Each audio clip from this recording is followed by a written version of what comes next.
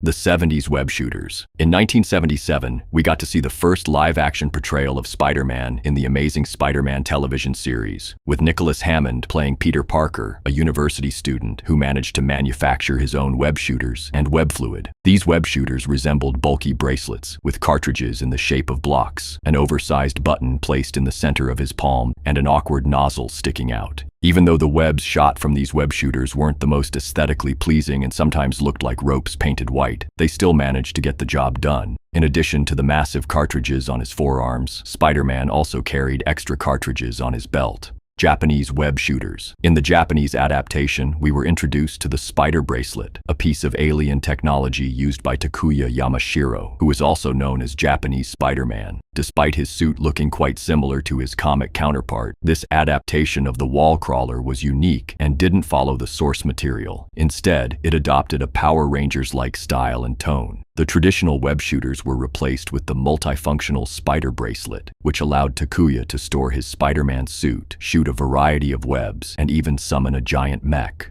Organic web shooters. In 2002, Sam Raimi's Spider-Man debuted on the big screen with Tobey Maguire as the main protagonist. After Peter Parker was bitten by a genetically modified spider, he developed spider silk glands, allowing him to produce and shoot organic webs from his wrists. Unlike previous and future adaptations of Spider-Man, this version of the character didn't rely on mechanical web shooters, which didn't sit well with some fans, as they were used to seeing Spider-Man utilize his intelligence and whatever materials he had available to create his own web fluid. Fun fact, there was supposed to be a scene in which Tobey Maguire's Spider-Man created his own web shooters, but it ended up being removed in favor of organic webs. Mark Webb's web shooters. In the Amazing Spider-Man movies, which were Mark Webb's adaptation of the character, Peter Parker, played by Andrew Garfield this time, made his own web shooters using watch parts, which perfectly demonstrated Spider-Man's intelligence and resourcefulness. These web shooters had a sleek design with the leather strap and a screen that displayed how much web fluid was left. However, Peter didn't have to invent the fluid himself, since Oscorp had already created it in the form of biocables, which were stated to be 10 times stronger than steel. Oscorp produced these biocables using radioactive spiders, the same one that later bit Peter and gave him his powers. In the second movie, Peter used a new pair of web shooters with a hexagonal shape. They were vulnerable to Electro's currents until Gwen Stacy magnetized them. Official art for the movie also revealed that these web shooters were meant to include an MP3 player, though it was never shown in the films. MCU web shooters. In the Marvel Cinematic Universe, Spider-Man is portrayed by Tom Holland. This version of Peter Parker is extremely smart and managed to develop his own web fluid using basic equipment from his high school chemistry lab. Once created, the fluid was stored in small bottles that Peter hid under school lockers for easy access. He also built his first set of web shooters using cheap materials and scraps. While these web shooters were functional, they could be easily detached from his wrists, which could leave him vulnerable in battle. Peter later received a new suit and a pair of web shooters from Tony Stark, which were a major upgrade compared to his homemade versions. These advanced web shooters featured a built-in spider signal and over 500 web combinations, including web ricochet and web grenades. Peter even used these web shooters alongside the stealth suit provided by S.H.I.E.L.D. After losing the stealth suit to the police, Peter used the Stark Industries fabricator to make a new suit with integrated web shooters and manual activation of the taser webs. The Iron Spider armor also came equipped with its own nanotech-based web shooters, which could automatically refill with web fluid.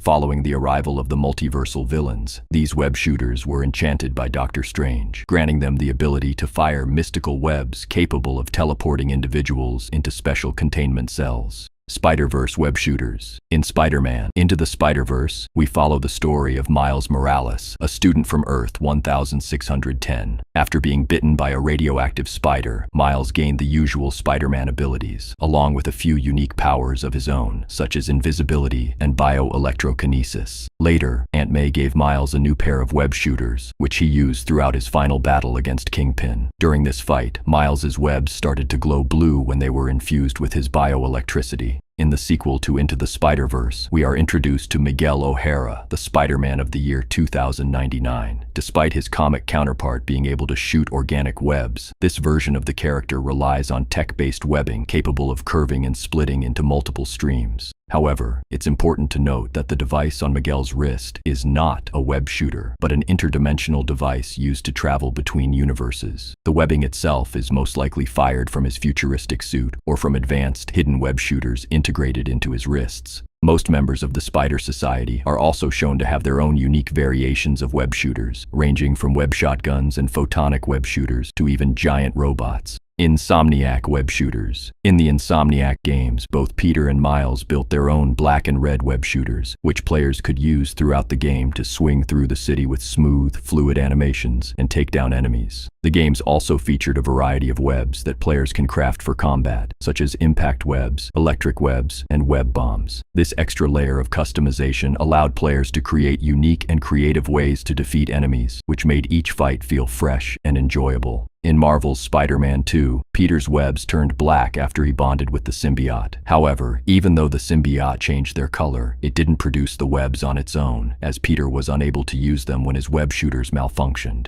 Comics web shooters. Despite Spider-Man being on the verge of being bitten at the end of Marvel Zombies, we don't see him get infected on screen. But in the comics, we get to see that transformation unfold. After turning into a zombie and killing the people he loved the most, Spider-Man stopped using traditional webbing to swing across the city. Instead, he started using his own veins and arteries, a method that caused him immense pain and gave comic book readers some of the most disturbing panels in the series. In another iconic story, Dr. Octavius finds himself taking on the mantle of Spider-Man after switching bodies with Peter Parker. Although Octavius initially struggled with his new role, he did everything in his power to prove that he was the superior Spider-Man, starting by upgrading Peter's gadgets. He created a new web fluid formula that made his webs more durable and bulletproof, while also adding new features to his web shooters, such as built-in cameras and sonar sensors to improve navigation. In most comics, Spider-Man is portrayed as the kind-hearted hero who saves the day, but not every Spider-Man is so heroic. In the What If comic series, we explore an Earth where Spider-Man became a highly trained assassin and used a new web shooter design that shot bullets instead of webbing. We got to see another bullet-using Spider-Man in an alternate reality where Peter Parker became the Punisher. After realizing that he needed better equipment to deal with superhuman villains like the Green Goblin, Peter developed a chain gun magazine that fit into his web shooter and loaded it with different types of ammunition, such as armor-piercing, explosives, and incendiary rounds. During the Amalgam Comics event, the Marvel and DC universes briefly merged, resulting in the creation of characters like Spider-Boy, the fusion of Spider-Man and Superboy. Instead of carrying the usual wrist web shooters, Spider-Boy wielded a pistol that fired synthetic webbing, which he used both to swing around the city and take down enemies. Bonus: in Spider-Man 3, which was the final film in Sam Raimi's trilogy, Venom was able to shoot his own variation of webbing without having to rely on web shooters, thanks to the symbiote copying Peter's DNA during the time it bonded with him.